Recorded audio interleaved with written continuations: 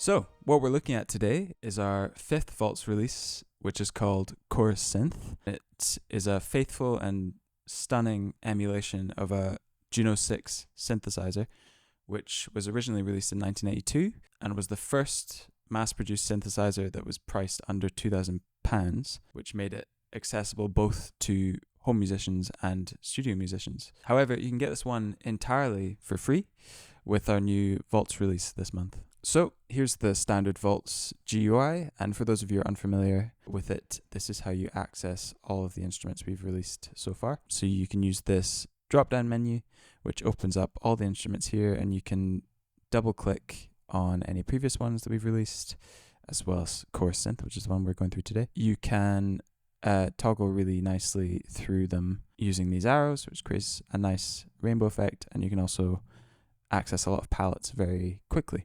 So the two large dials in the center are for more embellishing effects for the synth, and they're really beautiful. I'll go through them in detail in a moment, while the smaller dials down the bottom are more for subtle shaping of the synth's sound. So the first subtle shaping tool that we have here is called Sub, which, as you would expect, adds a sub frequency to what you're playing on the keyboard.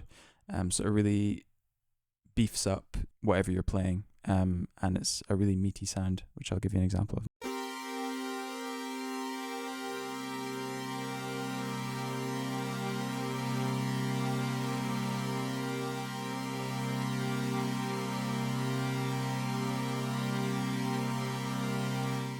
So you can hear it adds a lot of girth and bottom end into the signal. So now we'll move on to the next effect, which is Shape, which does two things. So it changes the attack of their overall sound.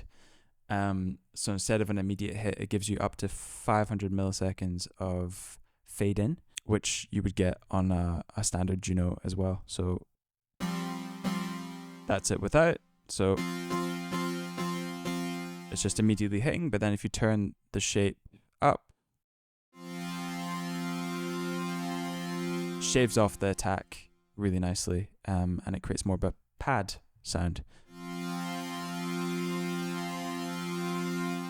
So great for ambient sustains, or if you just want something a little more flowing and ethereal. So the two large dials are more for embellishing effects, which are really characteristic of this library and of the Juno 6 itself. So the first one is the tone dial, which is the largest dial here. And it's automatically assigned to MIDI control 1, so you can have really fine control over the timbre characteristic that you want out of the synth. And it's a 24 dB low pass filter, just like on the Juno 6, and has a tiny hint of resonance as well. So with the dial completely opened up at 100,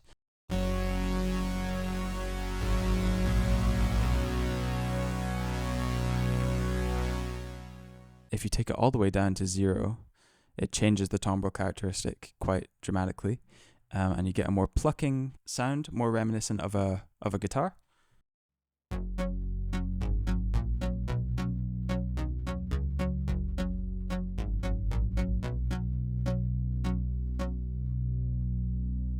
So the tone dial also has a envelope filter attached to it, which is a really nice effect, and I'll show you how I've used it just in using the library recently.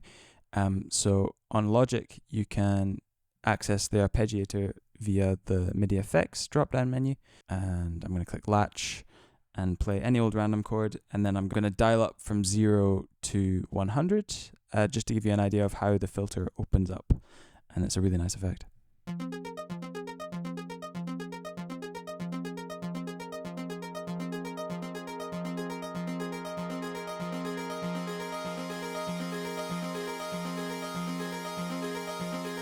So another really cool effect is if you have the tone dial at 0, you can crank up the shape knob, and it basically shaves off the attack from those plucks, but it also opens up the filter, and it's a really beautiful effect. So I'll just put the shape all the way up to 100, and my tone is at 0.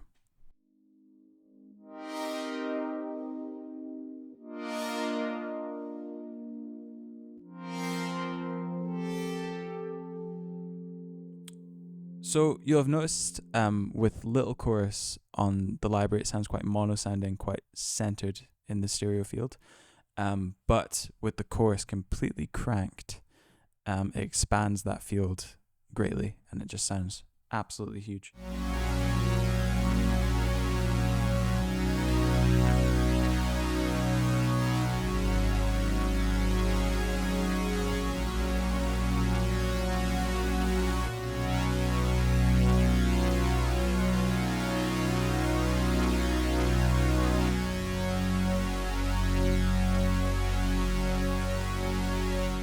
So I'll show you how dramatic that effect is as I dial it up from 0 to 100. Really expands the stereo field a lot.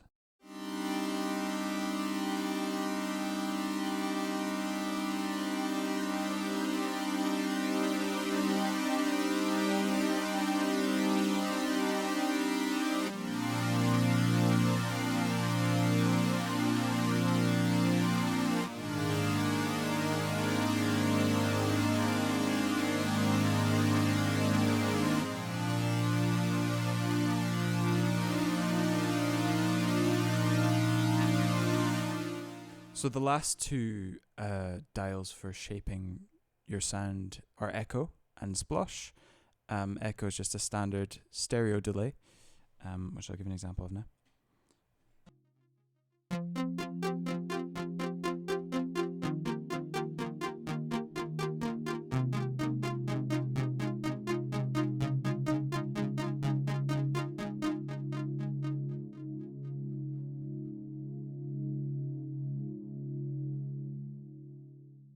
Another really nice effect is if you add a low pass filter onto the chorus synth, so it creates the classic kind of Juno ambient pad, but you combo it up with the Attic Grand, which is another free Vaults instrument, and I'll show you how that sounds here.